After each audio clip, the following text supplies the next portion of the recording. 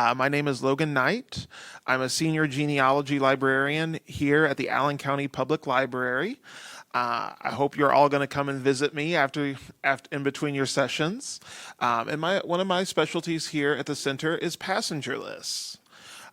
So today, what we're going to be talking about are Hamburg passenger lists, right? We're going to go into it as the program goes on, but these are some of the most useful lists for trying to determine our ancestors' villages or towns or what have you origins, right? So with all that being said, we're going to go ahead and get started.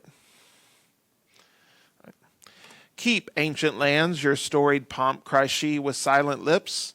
Give me your tired, your poor, your huddled masses, yearning to breathe free. The wretched refuse of your teeming shore, send these, the homeless tempest tossed to me. I lift my lamp beside the golden door. It's probably one of the most famous poems ever written, right? By New Yorker Emma Lazarus, who did a lot of work with recent Jewish immigrants to this country. It's inscribed into the Statue of Liberty, and through popular culture has been inscribed into the brain of almost every American whenever we think of immigrants coming to this country. But there's a flip side to that coin. These ships don't appear out of the fog. They have to come from somewhere. So let's turn our gaze across the Atlantic and see the other side. Now, this picture is of a group of immigrants marching down the America Quay onto a steamship to begin their new lives in America, and they're played onto the ship by a German brass band.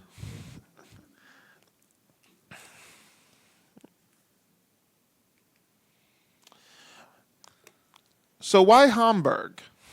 It's not like Europe doesn't have any other ports. It's not like there's not other ports large numbers of immigrants come through. Well, Hamburg is important because roughly 5 million people from Europe will immigrate to the New World through there alone. Of those 5 million people, a little over 1 million of them will be Jewish. Hamburg's passenger lists remain far and away the largest source that we have for departing immigrants. Most passenger lists are from the country where people are arriving, but departure lists are much rarer, but can contain those gold nuggets that we need to go that one step further back in our family history search. And probably the most important fact about Hamburg lists that I want you to take away from this, roughly 1 in 5 will have more details about the origins of your immigrant ancestor than what you will find on this side of the Atlantic.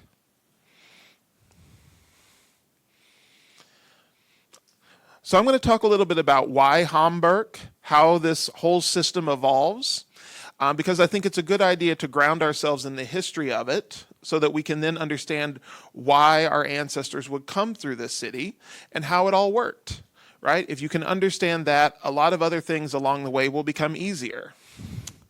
Now, Hamburg, like a lot of port cities, initially wanted absolutely nothing to do with immigrants. They were terrified that the immigrants would not leave, that they would just stay and become beggars or take jobs away from native citizens.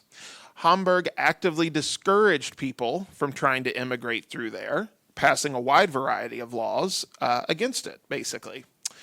But one of the key factors of Hamburg's history is its interesting relationship with the nearby city-state of Bremen. The two are friendly rivals throughout German history. And Bremen, starting in the mid-19th century, had started to take advantage of the large numbers of European immigrants that wanted to leave to start a new life here in the New World. Hamburg will start to get, frankly, jealous of all the money Bremen is making from these immigrants going through, and will decide to copy large amounts of Bremen's policies that will, in fact, encourage immigrants to come and stay. right? This process starts in 1837, but for our purposes, we'll start in 1850 because prior to 1850, Hamburg's city officials just kept statistics and not individual names, right? Early on, many German Jews to the United States will immigrate through Hamburg in these early years. So to talk about Hamburg passenger lists, you have to talk about the biggest shipping company in the late 19th century. Now, I'm only going to do this once to spare your ears, right? But Hamburg Amerikanische Paketfahrt Aktengesellschaft, or HAPAG, right? Or as it quickly became known on this side of the Atlantic, Hamburg America, right? Started in 1847, once again in rivalry to Bremen's Norddeutscher Lloyd. They would quickly try to establish a service of ships between Hamburg and North America, principally New York, right? And the reason we talk about it is because the vast majority of records that will be generated through Hamburg passenger lists will be through this particular company. And you can't talk about Hamburg America without talking about the man who took it from just one line to the biggest in the world. And that man was one Albert Berlin, right? Albert Berlin was a Danish-German Jew. Originally, his family was quite well-to-do, but as time went on, his father's business failures drove them closer and closer to the bad part of town in Hamburg. No matter how far he would rise, Albert could never really shake the insecurity of those early years, noting to friends that he had never been a child, and in fact would never lose his thick blue-collar dock worker accent, right? Now, eventually, though, he would join a line called the car line. This is a relatively small line whose main business was shipping immigrants from Hamburg to Britain, where they would take one of the much cheaper lines, such as Cunard or White Star, to the New World. Berlin was a business genius and was able to undercut much of the other competition to the point where Hamburg America decided to solve two problems at once, and they just hired him, right? And so he took over with plans that, frankly, other people just couldn't really conceive, right? The most important thing that he did is he oversaw the transformation of the immigrant business in Europe to America in the same way that Henry Ford would see the production of cars. He would try to bring everything under one roof. He would try to standardize things with the latest technology. It would start in the small villages of Eastern Europe and would continue all the way till the passenger departed at the Hamburg America's piers in Hoboken, New Jersey. Now, while he would grow to love the finer things in life, as so many of these great shipping magnates of the late 19th century did, Albert was unique in that he never forgot the importance of steerage. And in fact, he actually oversaw the transformation of what we called steerage from steerage to third class, right? So you feel less like cattle. Third class isn't great, but at least you're not livestock. As he once said, without the third class passengers, he would be bankrupt in a week. Many other shipping companies forgot this to their own detriment. Right? So, now why are so many Jewish immigrants coming? Well, for a variety of reasons, of course. The rise of increasingly violent anti-Semitism across Europe, poor economic opportunities, the specter of conscription, which I always think is one of the most underrated push factors when it comes to immigration, right? And the opportunities that the United States and other countries in the New World would offer, right? the infrastructure involved in transporting these millions of people from Europe to America will go through many different streams, but none will be bigger than Hamburg.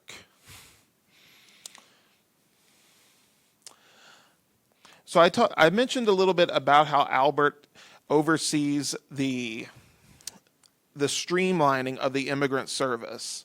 Both he and his rival Norddeutscher Lloyd in Bremen will actually have a network of agents throughout Eastern and Central Europe that will basically talk up their company, that will sell tickets. Many of them will actually be combined railway and steamship tickets, so it's all in one, right? Depending on where people are located, they may take a horse and buggy, they may be able to take a train. Others will just simply walk to get to Hamburg or Bremen, right? Initially, many will gather in border cities such as Brody and what was then Galicia and is now in Ukraine, and set up temporary refugee shelters almost before they can get the money together to try to get a ticket.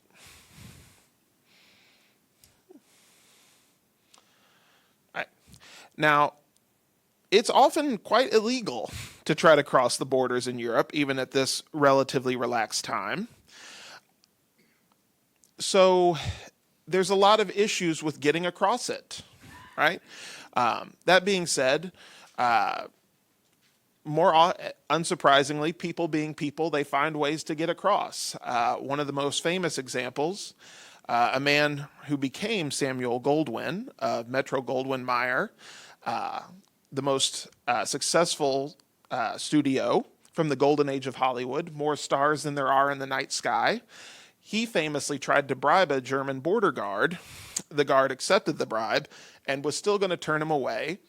So he claimed he needed to use the bathroom and then busted out the window and jumped into the river directly below and swam across. Right? So, in 1892, there was a terrible outbreak of cholera in Hamburg. It killed a lot of people, and it's once again sparked fears of immigrants that were convenient scapegoats, when the reality, the issue was the fact that Hamburg had terrible hygiene. Right? Very bad water, which is how cholera spreads. And so they basically tried to completely close off the immigrant trade. There was also about a 6-month period here in the United States where they did the same thing. Now, this would have put Albert Berlin and his company completely out of business. So he went to the Senate Fathers of Hamburg and said, either, we figure this out, or I'm going to move to Bremen.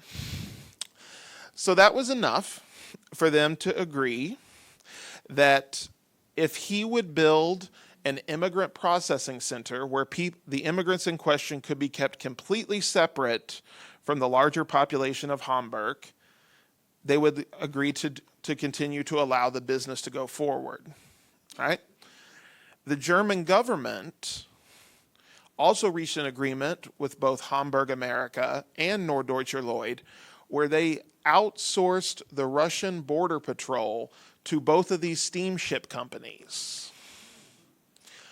Right? Now, there's many tricks to this. They would establish a number of stations, particularly in Leipzig, where they would send people, both for inspection and decontamination. As time had gone on, the United States, where the vast majority of these immigrants will go, had started putting into place various restrictions. Probably most famously, if you have trachoma, you'll be turned back at the border. So increasingly, once again, adding to this standardization, Berlin will institute health inspections at multiple stops along these trips, right? So the devil's in the details. They never really come out and say it, but basically, if you're a Jewish immigrant who's trying to cross the border and you get caught and you don't have a ticket to bring from either Norddeutscher Lloyd or Hamburg America, you will be offered an opportunity to buy one. If you choose not to do so, you will be kicked out, right? This is the you pat my back, I pat yours part of the agreement, right? The German government at this time, just like the smaller city state of Hamburg, does not want large numbers of Jewish immigrants coming to Germany. So not only will you have to have a ticket, you'll be placed on a special sealed immigrants only train, usually sent to Leipzig, possibly Berlin, where you'll go an initial inspection for health. They'll decontaminate your luggage. All of this very frightening and overwhelming for the people involved, right? Before you eventually arrive here, the Auswanderhallen, or the immigrant village that Berlin will actually build on an island in the middle of the Elbe called Welt. This is an immigrants-only village, right? There's walls around it.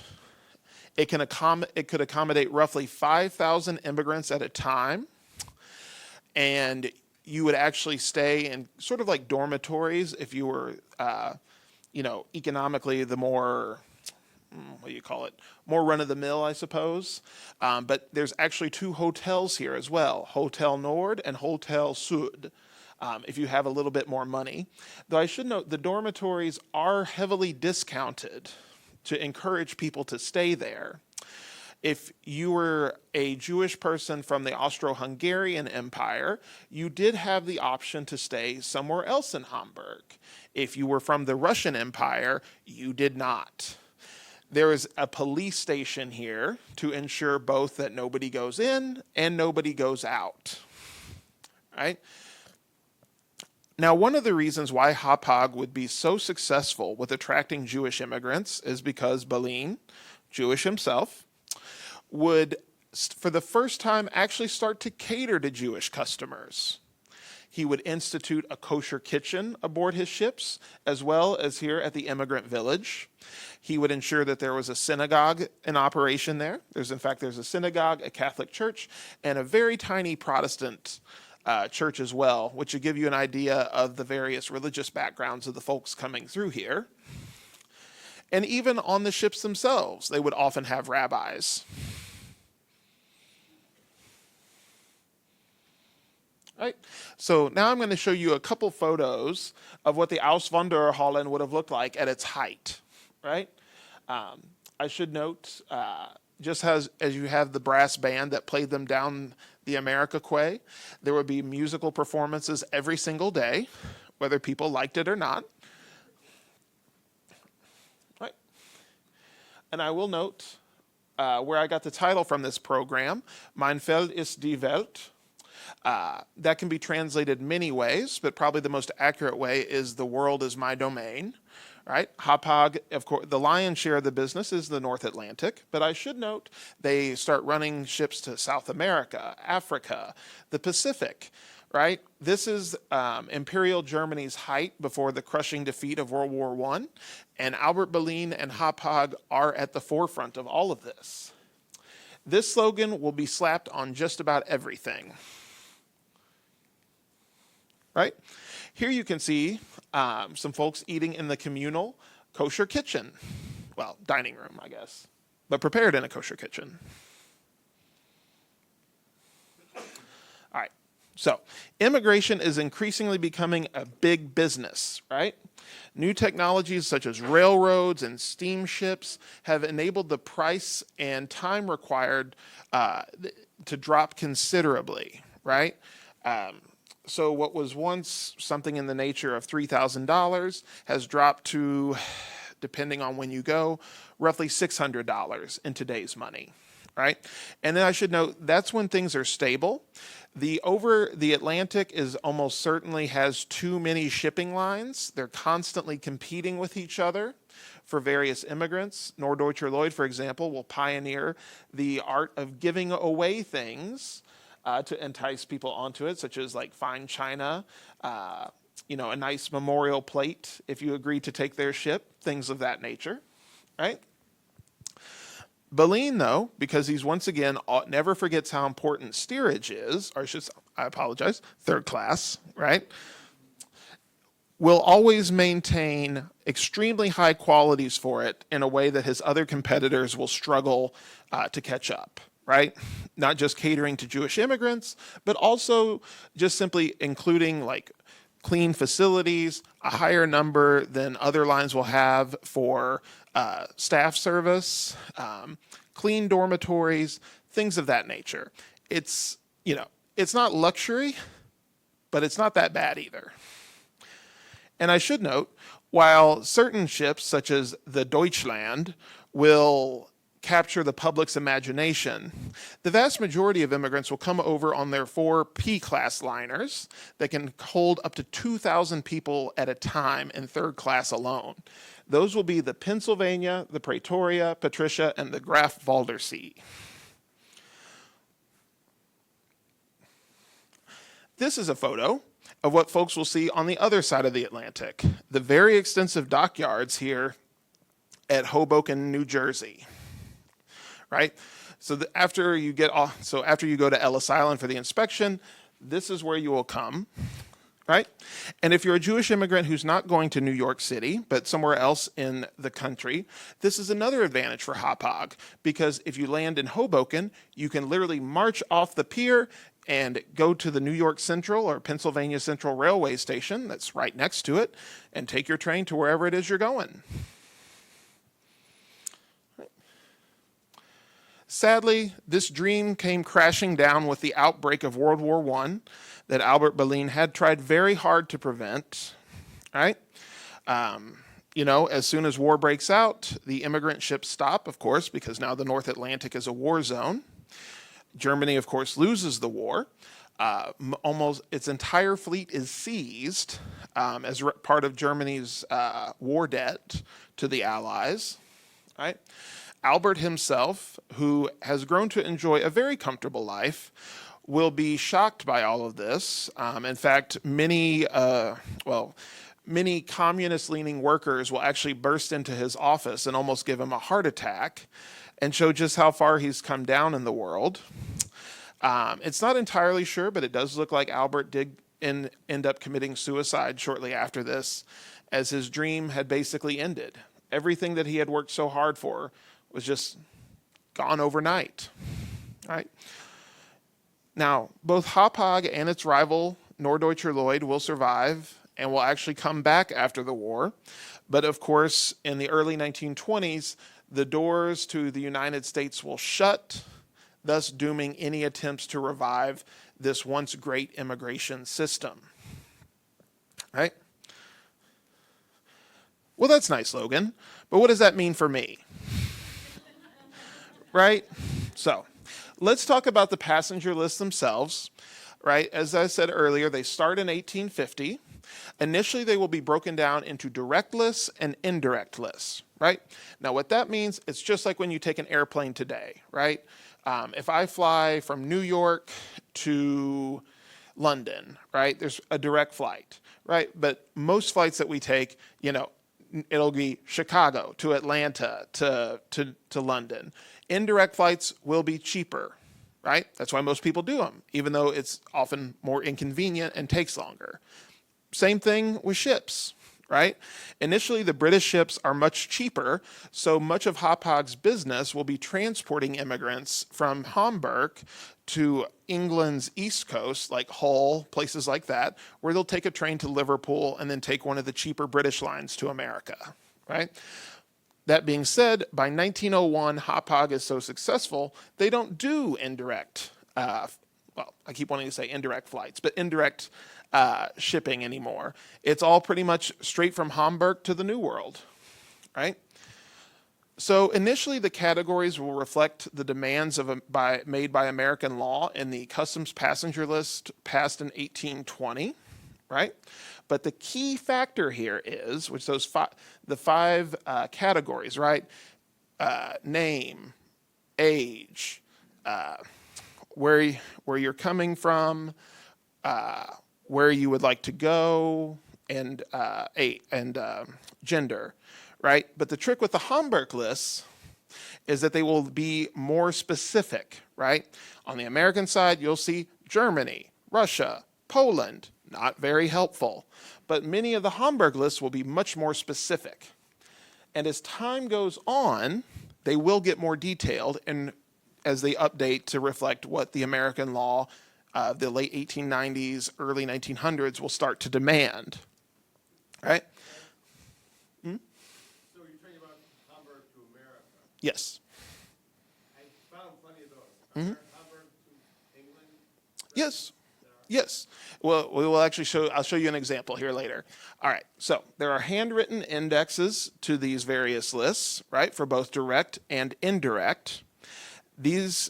I will say, they don't get as much use as they once did because they've all been digitized on Ancestry and Family Search, and you can often just search through them.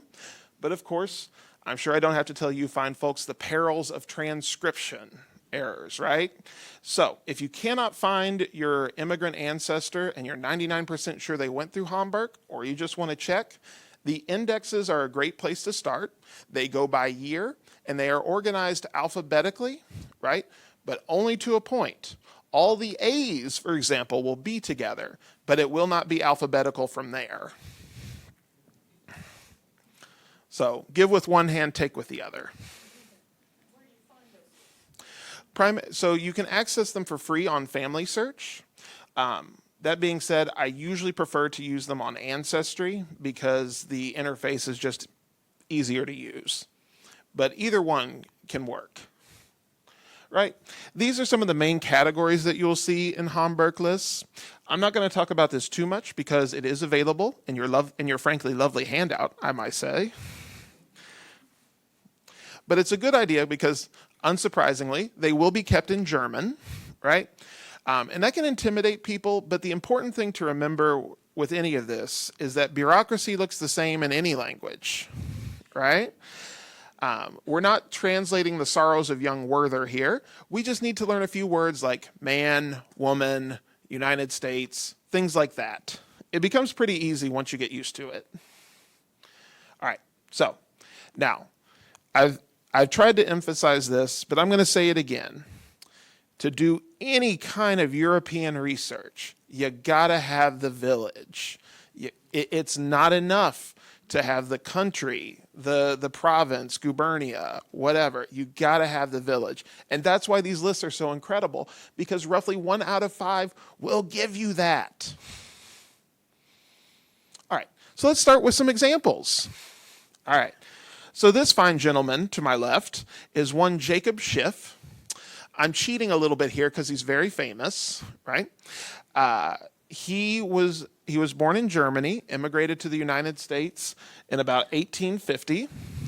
He will become very wealthy, working as a railroad lawyer. And in fact, his wealth will actually fund large amounts of Eastern European Jewish immigrants, both directly through his charitable work, as well as his advocacy for allowing the immigration in the halls of Congress. All right, so our buddy Jacob Schiff arrived on August 6th, 1865 aboard the SS Germanic, right? Now I've highlighted it down here. Once again, you see the 5 basic categories that was demanded by law at the time, right? Now, it just says Germany. Germany is a pretty big place, right? And it's bigger, and it was bigger back then than it is now. So that could mean just about anywhere, right? Especially with a name that's as relatively common as Jacob Schiff. But I decided to check the Hamburg list. Now, looking at the corresponding Hamburg list, which I could figure out because I have the rough dates, right? Like, there is some scrolling involved, but I was able to find it pretty quickly because I have the date, I have the ship, I know when he got to America, so I can do the math and find it pretty quickly. Note, it does not say he is from Germany. He is from Frankfurt am Main, right? I don't even have to guess if it's the other one. And because I have that, now I can start doing some serious genealogy in the old world. Let's take a look at another example. So in this case, I'm starting on the Hamburg side with a young man named Hendrik Horowitz, right? He left Hamburg aboard the SS August Victoria on July 31st, 1902, right? The New York side showed that this ship arrived on August 9th, but when I was looking in Ancestry and Family Search, Hendrik had disappeared. Now, this was very frustrating, right? I'm like, he didn't jump overboard, right? And I had enough information to know that he had established himself here in America. So what happened? Well, I went through the list page by page, and I realized that Ancestry had mistranscribed him as Hendrik Haunitz. Right? This is not uncommon, and this is not a knock on Ancestry. Those folks who are trying to read these often very tricky cursive handwriting, many of them not necessarily familiar with the names, the backgrounds, etc., they really do incredible work. But that doesn't mean that it's perfect. And that's what we're seeing in this case, right? But because I have access to that Hamburg list, I was able to find him, right? And now I can match up both the New York copy and the Hamburg copy, and I can start doing some work in Hungary, where he's from. Now this one, I will admit, I'm actually pretty proud of this one. I call this one an indirect solution, because just as you were asking earlier, sir, I'm going to start with one Rebecca Cohen and her family, Froome, Giddel, and Little Samuel. They arrived in New York aboard the SS City of Berlin on March 25th, 1890. Now, once again, the transcription was flawed. The family was recorded in Ancestry's database as Sowen, when if you look at it, it's very clearly Cohen, right? Also, we have the issue once again, they have listed the place of origin as Russia. Not very useful from a genealogy point of view. Now, I noted that their ship, according to the New York passenger list, had come through Liverpool, right? British passenger lists are not very good usually. Even at this late date, they often don't contain very much information, right? But because the New York list had said that they were from Russia, I knew that they weren't from Britain originally, right? So they had to get to Britain somehow, right? Hamburg is one of the 2 or 3 best candidates. So I thought, why not? Let's check it out. So I checked the Hamburg list utilizing the various names, ages, and dates that I've been able to accumulate from all these other lists, right? And I was fairly quickly able to find them, right? Note that the Hamburg list, it's not Russia, right? We've got the actual village, in this case, Klickel, Rusland, right?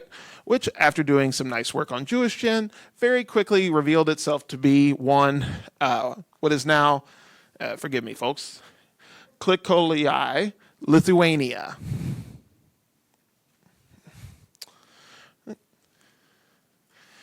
So a couple tips and tricks, right? As good genealogists all know, we always start with ourselves and work our way back. You always want to try and start on the American side and work your way back.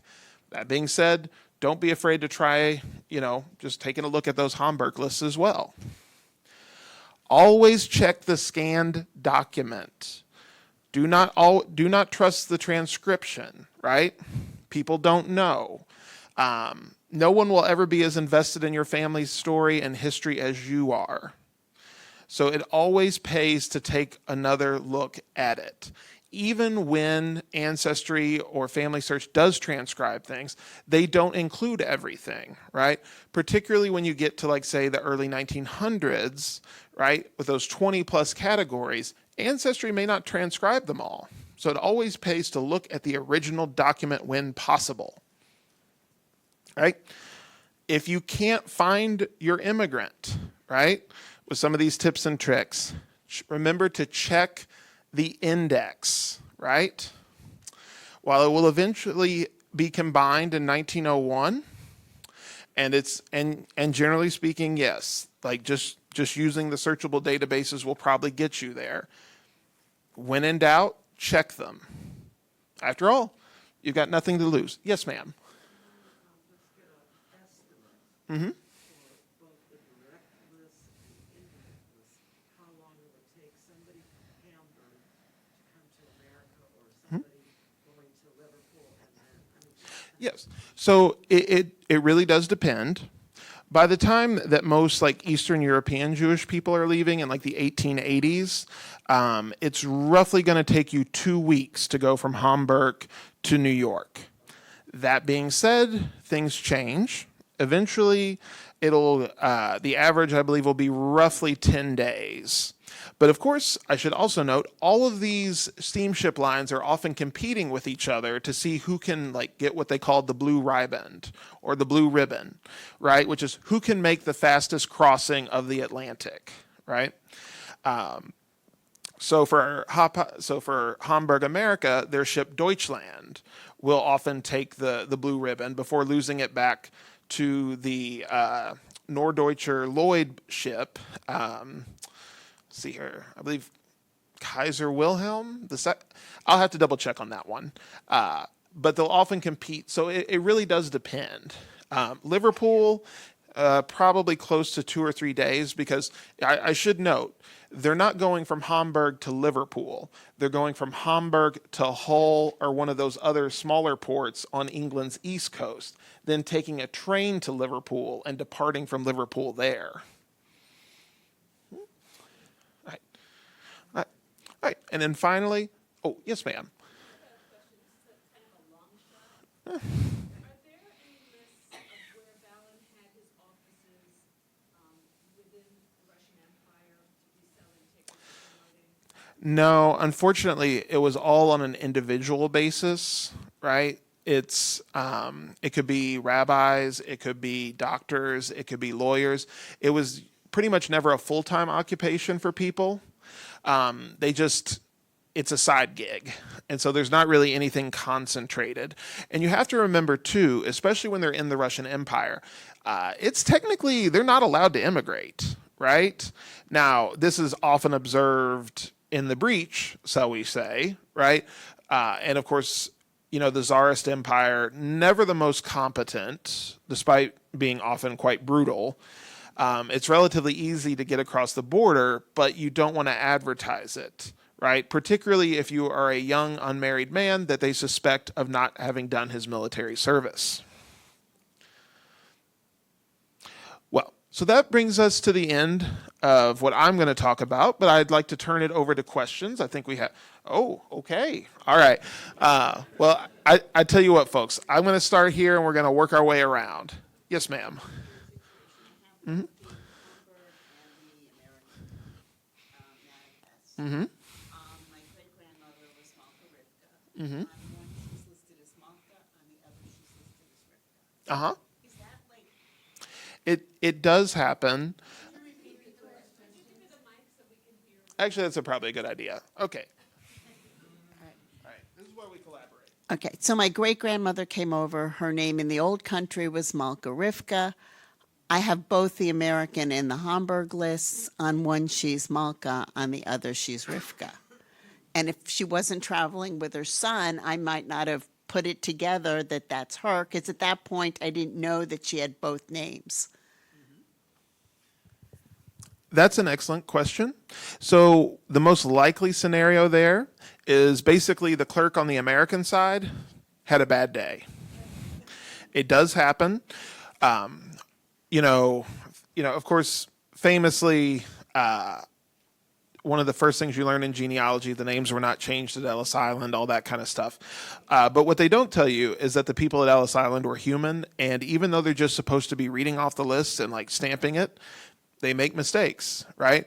There's no reason, even in like the early 19th century, they couldn't just have put the village instead of just Germany, right? It's already been written down. But as the bumper sticker says, things happen. But I guess my question was, so when they were compiling the American list, they weren't just copying off the Hamburg list because her name was different on both of them. No, they were. They just chopped it in half. It's not ideal, but that's basically some version of that is probably what happened. Okay. I promise we'll get to everybody. I promise, folks. Great presentation. How did, when you mentioned the thousands of ticket offices, if you will, in Europe, how did those work with the immigrant banks? Because my understanding is, maybe wrong, that the ones who were already here were making money, depositing in the immigrant banks, and could buy tickets. How did everything work together? Well, basically, it's an individual thing, right? So you absolutely could buy a ticket through an immigrant bank, like what you were talking about, and that does happen in tons of places, right? Hauppauge likes money, right? They have those local people that will do it, but you can also do it through the immigrant banks. It just depends on the individual. Mm-hmm. You're welcome. Okay.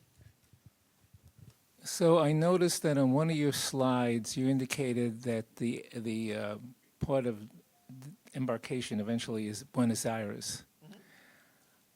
During what time frame do they go directly from Hamburg to Buenos Aires? Eventually, yes. And what time frame was that? 1920s, early 1930s? You know that's the case? And then I have another question related to that. Sure. Okay.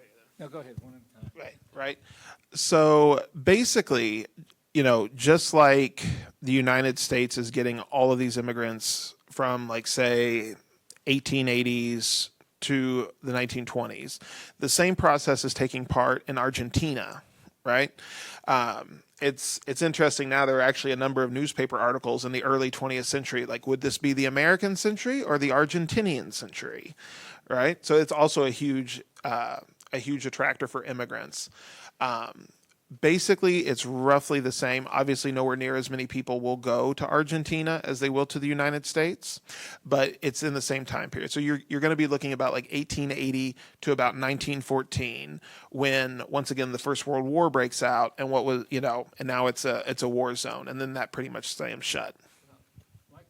My question relates to the Baron de Hirsch colonies that were developed in the 1920s. So were there ships, Hamburg line ships, going directly to Buenos Aires during that time frame? Yes. And if so, how do you find out about them? I know I've tried to research those lines, and it's been very, very difficult to get the ship's manifest. Well, I have to be honest. I'm not entirely sure, but catch me after the program, Irv, and we'll figure it out. Right. Okay, we got it. Yeah. Okay.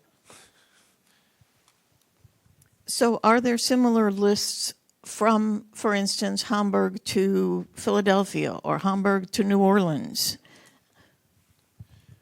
Yes and no. Most of those there are some.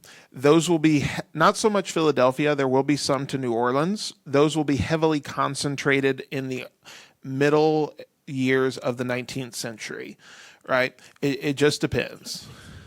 1860, yes, there is a possibility. The vast majority of them will go to New York, but there will be some that will go to New Orleans. Although more often than not, what you see going to New Orleans tends to be from like Le Havre and places like that.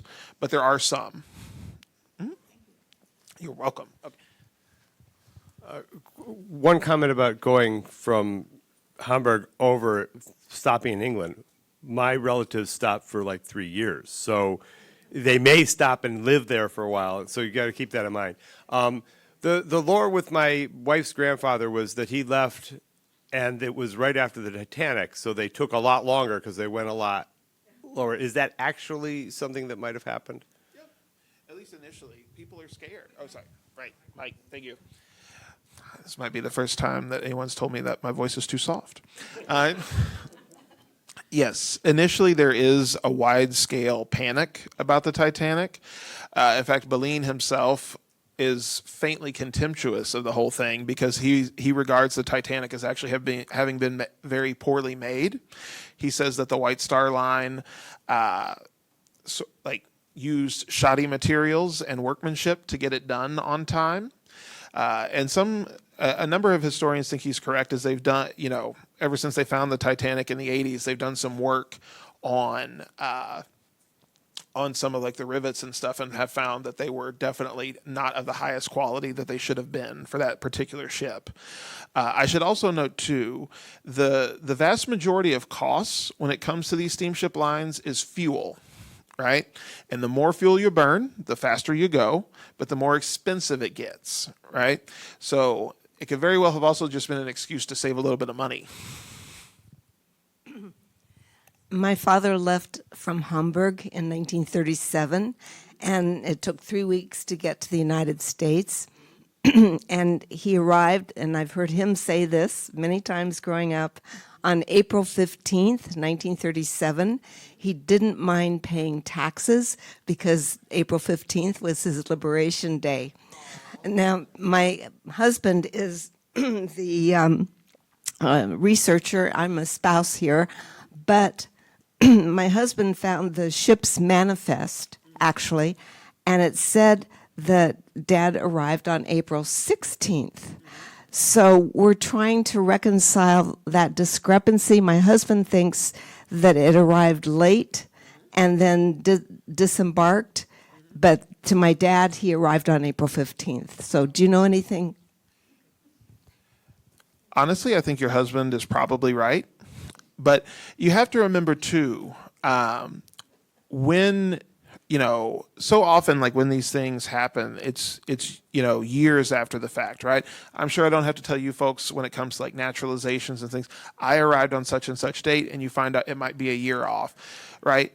Now, obviously, your father remembered it, but the thing you remember is the emotion, right? You remember, just like when I started this that first slide, right? You remember coming into New York Harbor, seeing the fog roll away and seeing Lady Liberty welcoming you in, right? That's the part that I think really stamps it. And I should note, it does take some time to be processed, right? So he could very well have arrived on the 15th, docked at Ellis Island on the 16th and been on his way. Mm-hmm. You're welcome. Yes, sir. Was there any difference between Ellis Island and Castle Hill, which preceded it? And Castle Garden, sorry. Were there any difference in the records that were kept? And how does Hoboken enter into the picture? Were there records keeping, or was it just like a transit station? And another question, was there any issue with counterfeit tickets? Well, those are excellent questions. So the only real difference between Castle Garden and Ellis Island is that with the federal takeover of immigration stations, because Castle Garden initially was run by the state of New York, and then there's a couple-year period where it's a combination state-federal government operative. Doesn't work very well. It just reflects the different passenger list, or the different passenger list requirements, right? As we move on into the 1890s, with the introduction of the demands that the passenger list be much more detailed, you will see an increase in just the detail, basically. As far as like Hoboken, it's simply it is a part of Hauppauge. But it is largely a transit station. I don't believe it has any like specific. It's long since been demolished, unfortunately. But it did not have any, at least as far as I know, did not have any records that would have been unique or useful. Although, of course, how many times as genealogists have we heard that somebody destroyed something because, after all, why would someone want that? Mm-hmm. Okay. All right. Oh, counterfeit tickets. Not off the top of my head, but people being people, I'm sure somebody tried. One of the great things about like Hamburg lists or passenger arrival lists, if you flip to the back, you can usually find someone who was a stowaway or something along those lines. I wouldn't be surprised if somebody tried it. Okay, so we're gonna start here and work our way back. So about a year ago, I'm looking at immigration records for my wine glass family, and I know that my great-great-grandfather came first, and then within a year or two, the two sons come over, and then with another time period, the wife and the daughters come over. And I can find everybody in the the New York City list, the American list, except for great-great-grandfather. I'm not good luck. So I went to the Hamburg list, and which were actually at the time were beautifully written, so I could read everybody's names and everything. I find great-great-grandfather, which gave me the ship and the time that, and then I was able to go back to the American records and find him, which would have been very difficult otherwise. No, it's just an incredible resource. Right. Let me move down here. Okay. Yes, sir. Besides Hamburg and Liverpool, were there any other ports of embarkation that kept lists, such as Amsterdam? So yes, but so one of the probably one of the biggest tragedies in genealogy was what happened to Bremen's lists, right? After all, Hamburg gets the idea for the lists and all this kind of stuff, they just copy what Bremen is doing, and many other places will do the same. The trick is, when did they start, right? So Antwerp, actually, their police force kept pretty good records, right? So if anybody came over on the Red Star line, that's something to check. Ancestry or family search. Mm-hmm. So it just depends. That being said, Bremen is the other really, really big one, but the 19th century ones they just threw away after so many years, and then the others were destroyed by Allied bombers during World War II. Rotterdam, yes. Okay. First, I read an excellent book, came out about a year and a half ago, called The Last Ships from Hamburg, that discusses this in some detail, and I recommend it. I hope you liked it too. Yeah. My grandfather, there's a record of him leaving or arriving in Liverpool in 1907, and then apparently going back to Galicia. Are there records of, incoming, right? Well, that is fascinating. So there are no records of incoming ships to Hamburg. Their only real concern is to keep track of those going out, right? It's very frustrating because it would be incredible. I will say that is highly unusual, but very fascinating, because Jewish immigrants have the lowest rate of return, even for a week or two, as opposed to any other immigrant groups except possibly the Irish. So that's very interesting, but it could be, yeah, no, it's a very fascinating field. Mm-hmm. Yes, ma'am. Did they have any ships that went to Canada? No, they did not go to Canada. Canadian passenger lines tended to be exclusively British or Canadian. So Canadian Pacific, for example. But if you most passenger ships that would have docked usually in either St. John's or Quebec City would have been Cunard or White Star. So they would have come from Hamburg to Canadian cities? So not directly. Okay. Because my father lived in Hamburg. Mm-hmm. He's Polish, lived in Hamburg for 2 years. Mm-hmm. And then he came to Toronto, mm-hmm. to Canada, for a couple of years. The Canadian records, we found him in the 1921 census that said he came in 1920. Mm-hmm. Could not find a Canadian record or a ship. And the Hamburg records didn't show anything. So maybe he came through England. So there's an excellent chance he left through Hamburg, and he would have almost certainly gone through England. One of the tricks with a lot of Canadian lists, because of the special relationship between Canada and the UK, especially at that time when, even if they're doing their own thing, the Canadian, there's some really fascinating stuff, particularly with Ukrainian immigrants to the western prairies of Canada that have been done in the recent years. But basically, Britain will often subsidize people to go to Canada. although they get very frustrated because roughly 1/3 of all immigrants to Canada are actually trying to get to the U.S., right? You'll see. He was sponsored by his aunt and uncle who lived in Toronto. So he was planning to live Yeah. there, but wasn't there. Right. Thanks, Logan. I was fascinated when you said that the Hamburg emigration lists were copied into the American lists. That was done on the ship, you think, as they were departing? And even more reasons for errors. Was so much like playing the children's game of telephone, right? Whenever we repeat something, it does offer a possibility for errors to crop up. The way it works is, let's say you're an immigrant in 1900, right?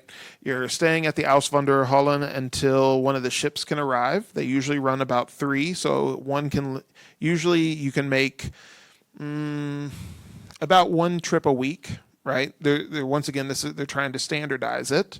The passenger list will be prepared at the port, right? So they'll line you up at and ask you all these questions, right? You've already gone through your medical inspection, right? Then it will be given to the captain, who has to sign off on it when he gets to New York, right? That's often why you'll see updates, right? So like so and so bought a ticket, you see that black line through them. They didn't make it for whatever reason, right? But like you're saying, that does offer opportunities that even though you're really supposed to just be like, yes, you're such and such, there's a lot of possibilities there. Someone on the ship copied all of that into an American manifest? So basically, they'll take the German ones and they'll take them to Ellis Island, and that's where they'll be copied. The captain will have to sign off on it because he will make the updates. You'll see often at the top and at the end of the list, like, I, the master of SS, whatever, like, say that this is the accurate state, like, of the passengers, etc. I just wanted to make a comment that, except for the outbound ships that you've mentioned from Bremen and Hamburg, ships from Europe going into England, there are no manifests. They were not kept because there were so many immigrants coming through that England decided they had no reason to keep all those manifests. So you'll never find an inbound to the east side of England. Yes, it's very frustrating, especially considering Liverpool is far and away the biggest immigration port. The lack of documentation there can be a real thorn in the side of genealogists. Oh, okay. Yes, ma'am. Thanks. I understood that ships coming from Rotterdam and Antwerp and that area docked first at New York ports, ferried steerage passengers to Ellis Island, that there weren't any real docks at Ellis Island, and that first and second class passengers to just get right off and go on their way. How did that Hoboken process fit that model at all? Did they dock at Hoboken and ferry them to Ellis Island? Exactly. I'm glad you brought that up because that's exactly how it works, right? They'll dock at Hoboken if you are a first and second class passenger. Well, you could afford a ticket, so we assume that you're a good egg, so off you go. But everybody else in third class, you're going to have to go to Ellis Island and go through the process, right? Yeah, exactly. Yeah. 2 questions. How complete is the Hamburg collection? And also, was Southampton also a port of destination from Hamburg? So it depends, right? So the Hamburg lists are fairly complete from 1850 to about 1934, I think is roughly when the collection stops. But I'd have to double check on that. But there has been no extensive record loss, right? When Bremen's were destroyed in the firebombing, Hamburg's, by that point, had been located in one of those famous German salt mines that they kept all their loot and whatnot in during the war. So as far as that goes, there is fairly extensive what do you want to call it? There's a lack of record loss. Now, as far as going to like Southampton, Cherbourg, Queenstown, that does happen from time, or should I say Cove, as they call it now. That does happen, particularly in the earlier parts of the 19th century, like the mid to like say 1900, that will happen. But increasingly, they will go straight from Hamburg to New York. But you will still see occasional, they'll stop at Southampton to take on passengers. They'll stop at Cherbourg to take on passengers, and they may stop at Queenstown. It just depends on the ship and the run. Gentleman asked about Buenos Aires. Argentina now has a records in SEMLA, CEMLA, that it shows all the incoming ships. Oh, fascinating. I'm going to have to check that out. Thanks for letting me know. I want to second the recommendation for the book, The Last Ships from Hamburg. It was wonderful, and you covered a lot of it. Thank you. My father arrived on July 4th, and so remembers seeing the fire in 1934. Remembers seeing the fireworks over the Statue of Liberty, but did not disembark in Hoboken until July 5th. So, because it was a holiday, they were stuck an extra night. Oh, that's an incredible story. Thank you so much for sharing. Mm-hmm. In researching my uncle, I have him coming into New York. I have that list, and I have the alien embarkation list in Liverpool, but it says he came into Hull, which is fine, but it says the line is Ellerman-Wilson. Now, is that one that would have come out of Hamburg? It also, some of the research indicates it's more of a commercial line than a passenger ship line. So did they work with Hamburg, or were they some other port mostly? I'm not sure off the top of my head. That sounds like one of the smaller, what we call feeder lines. So we'll have to double check on that, but that is something we can find out and go from there. Mm-hmm. You're welcome. As far as records going back to Europe, I have found passport applications that describe trips for both business and for my relatives going back to visit family members. Mm-hmm. So while you might not find a passenger list, you may find a passport application. That's an excellent point. One of the things we always like to say in genealogy, over, under, around, or through. Right? Okay. Oh, here, one second. Okay. My mother sailed on the Rotterdam in 1920. Does Rotterdam have similar statistics like Hamburg had? I will have to double check. I do believe Rotterdam does have some. They're extremely localized. And what I mean by that, there's only a certain number of years. I want to say roughly 1920s, 1930s, but don't trust me on that till I've had an opportunity to check, but we will definitely find that out. Mm-hmm.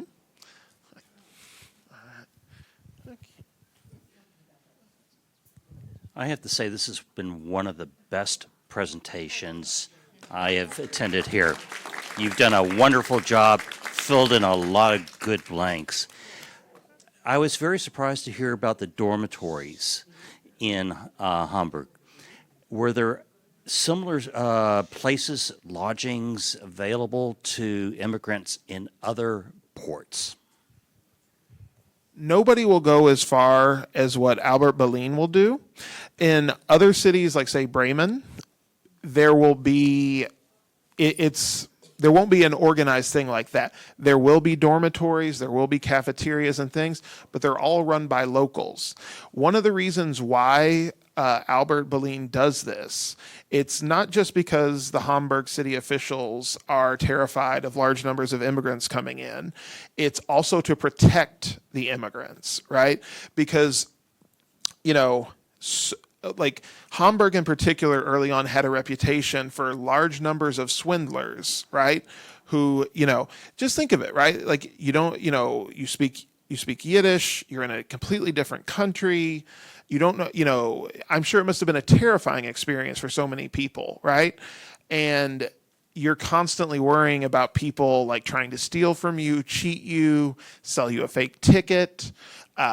So while nobody will go as far as what Hamburg will do, there are individual like hostels and cafeterias and things like that. But that's one of the big competitive advantages Hamburg has, is because of like, as frustrating as it probably was for many people to have to go through those health inspections, the delousing and all that kind of stuff, the fact that if you're, from the Russian Empire, you're not allowed to leave the immigrant village. There's also an element of it that it is comforting. You're protected. Okay, I think this may have to be the last one, folks, because I think I'm coming up on the other presenter's time. I don't think you are yet. I'm sorry. I missed a lot of this, but did any of the Mediterranean or Atlantic ports have similar activities and lists?